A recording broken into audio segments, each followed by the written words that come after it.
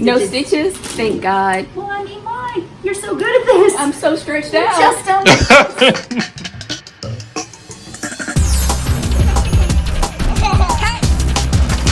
Oh, and did I mention I can dance?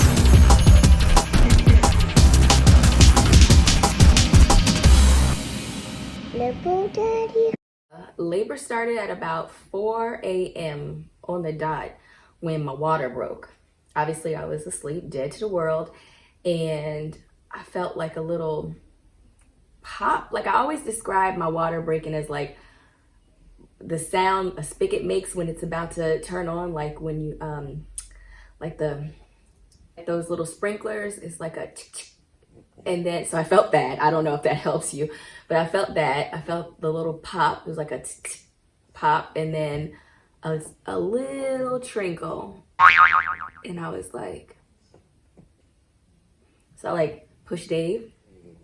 I was like, hey, I think my water just broke. He's like, are you serious? I was like, yeah. So I get up and I go to the bathroom, and he gets up and goes, I guess, to check on the kids. I don't know what he was doing. And I used the bathroom, and then after I finished using the bathroom, I felt like more trickling out, and I was like, yep, this is my water.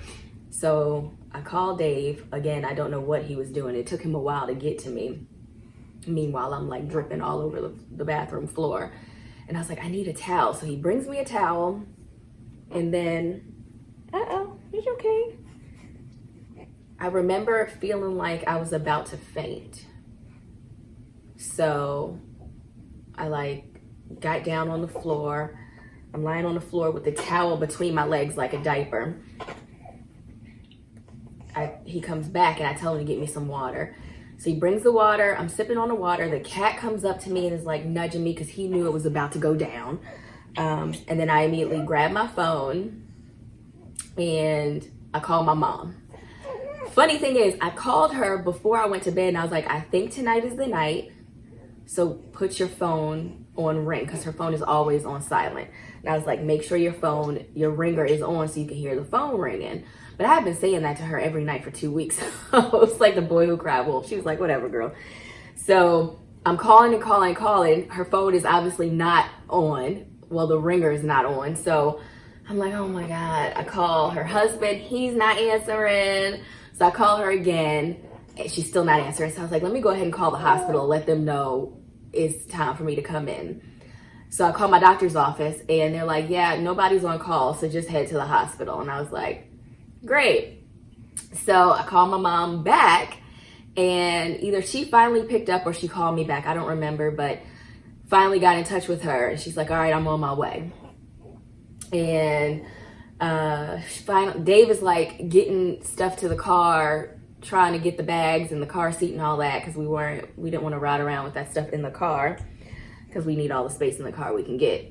So he's putting the stuff in the car, and my mom finally pulls up. I make my way downstairs slowly, and then at this point, contractions are like really irregular, and they were not intense at all. Like I was still chilling. I could have stayed home longer, but because my water broke, I was like, nah, I don't want to stay home. Just the idea of it made me nervous, like having my membranes open and exposed. I was like, nah, we need to just go ahead to the hospital.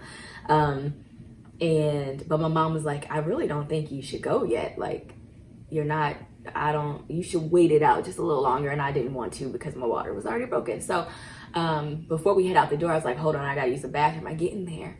TMI coming, so if you don't want to hear about it, skip ahead. But I had like diarrhea, so I'm like going in the bathroom, and then I'm yelling out, hey, I need a new towel, because the floor is like, I'm still leaking on the floor when I stood up. So it was a mess. Like, it is gross. So I change and I get to the door, and we're like, all right, time to go. And we get in the car, we head over there, and we get to the front door, the door of the lobby, and there's a woman sitting there at a table, and she's doing like screenings, and she obviously asked us if we've been out of the country, if we had a fever or a cough or anything, and then she had the device to check our temperatures, and they made us put on a mask before we could even enter the lobby. So we obviously passed all that. So we get to the door where they have to call the nurse to take us back. And she's like, did your water break? Meanwhile, I'm wearing a dress, still have the towel between my legs because I didn't think to like get adult diapers or anything because my water has only broken one other time. So it's kind of rare for me. So I didn't think about that happening again this time. So she's like, oh yeah, it broke, huh? I was like, yeah, we're in labor. So we get to the back room or to the labor and delivery room. Well, we made it. Kind of hard to breathe through a contraction with this mask on, but we're here. And she's like, okay, so you guys don't have to wear a mask while you're in the room, only when you're in the hallway, but we're gonna wear our masks the entire time, which was great because like, how you gonna breathe through a contraction with this mask on? That would have been a mess. I don't know how these other hospitals are forcing women to do that, but I'm grateful that I didn't have to do that. So I took the mask off and she gets the test strips. And she's like, I need to test to make sure it is actually your water that broke. So she grabs the towel and she's like pressing the strip onto the towel. She's like, yep, it's that's your water. So you are in labor. And I'm like, I know. And then of course they go through the whole thing of like, do you want the epidural? Do you want the lights on? You want to lay down? What do you want? You know, and then she's setting up the room and she's got to get my IV and this pillow. Pull up your big chair. Yeah, it looks nice. Thank you. What do we have here? My lips good? Yep. What we got there? You got to put some, you got to beat your face real quick. Beat my face. I needed lip gloss. My lips were dry. Can't have ashy lips now. Not cute. Not the look. It's not in season.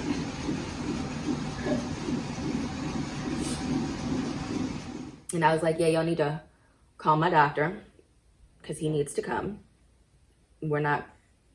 She was like, well, unfortunately right now nobody's on call, so you either get the hospitalist or you get the midwife. And then I didn't even get to choose because the midwife came in. And I loved her, by the way. If I would have had to choose and my doctor didn't come, I would have been okay with her delivering.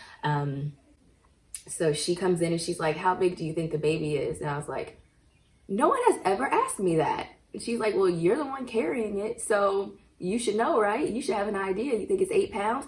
And I was like, he does feel a little heavier, but I don't know. And she's like, I'll give it 7.5, 8 pounds. Like, she was the sweetest. But then she walks out, and then I was like, you know what? I think I'm gonna go ahead and get the epidural, just because I wanted to have a peaceful experience. I was already tired, and I didn't want to have my judgment clouded. And I don't know how to articulate how to make that make sense. I just, you know, with so much going on and I knew the rules would be different, I didn't want them to like throw a Hail Mary at me while I'm 8 centimeters dilated and I'm like really trying to focus and get through the contractions. I just wanted to be able to have clarity and control over the situation, or at least awareness, without being distracted by the contractions, if that makes sense. And I just wanted to I knew this would be our last baby. I wanted to just have a peaceful experience, because with Rocky, I got the epidural and I just was there. I never knew I was having a contraction. Everything was peaceful. I didn't feel anything. I didn't even feel pressure or anything. So I was like, I think I kind of want that experience again. So she's like, all right, great. So they call in the anesthesiologist. He comes in. I'm like, let's do this. I was only 5 centimeters when I got to the hospital. So I think I was maybe 6 centimeters when he came in. And so my contractions weren't that bad, weren't that strong. So I was able to sit through it and get through it, because I've gotten an epidural at 9 centimeters and that's a little bit harder to sit still through. So he's doing his thing back there, and all of a sudden I felt like a zing go through, like down my leg. And he's like, oh, and he's like poking. And before he came in, they were like, oh, you're gonna love him, he's the best, everybody asks for him, like blah blah blah. I was like, all right, cool, we got a good one, we came on a good night. And then that confidence slowly started to decline. I was like, are you sure you know what you're doing back there? It took him about 45 minutes to place the epidural. He had to keep taking it out. Okay, let's try this spot. Okay, let's try this spot. This isn't working. I can't get it in. Can you arch your back? Literally, my chin was on my knees at this point. I don't know how much more curved I could have made my back. He couldn't get it in, and I don't know why. But it really was an unfortunate situation. I think that was the worst part of the entire experience, was him putting the epidural in. Normally, it takes them like maybe 5 minutes. Like, the setup is longer than them getting it in. But this time, it took him forever. Literally 45 minutes, and that was not fun. Just got the epidural. That was a doozy. Took him a very long time. He couldn't find the spot. He said it was too tight. Couldn't get it in. Never heard that before. That's what she said. But it took like 30, 45 minutes to get it in. Terrible, worst experience of my life. But we got it in. And I'm shivering. Would not recommend.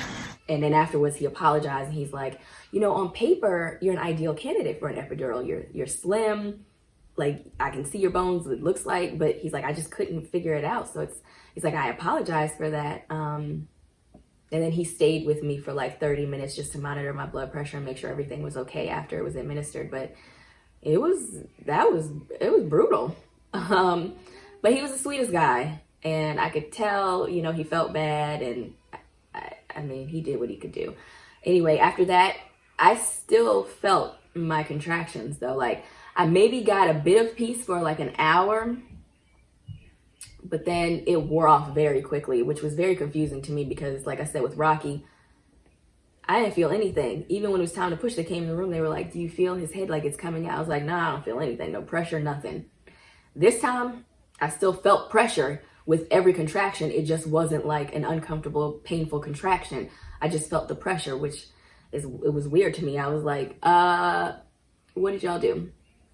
Anyway, so my doctor's partner came in the room at about 7 o'clock, 7:30. And he's like joking with us. And he's like, yeah, I'm going to deliver you because he took my last patient. He took my patient last week. So I'm going to get him back and take you. And in my head, I'm like, no, you're not. I want my doctor. I like him, but I love my doctor. So we were just talking. He stayed in there with us for like 45 minutes because he knew I was close. I was about like 8 centimeters at this point. So he was like, yeah, I'm going to just stay because you should be close. And I didn't mention, after they gave me the epidural, let's back up. They tilted, my head was like down closer to the ground. And then they put the peanut between my ankles. Cause she's like, yeah, we're gonna progress this labor. They just tilted the bed backwards. So I'm a little upside down. Never had that done before. Oh, you're soggy, girl. Let's get you dry first. Yeah, it's a little wet down there. Indeed.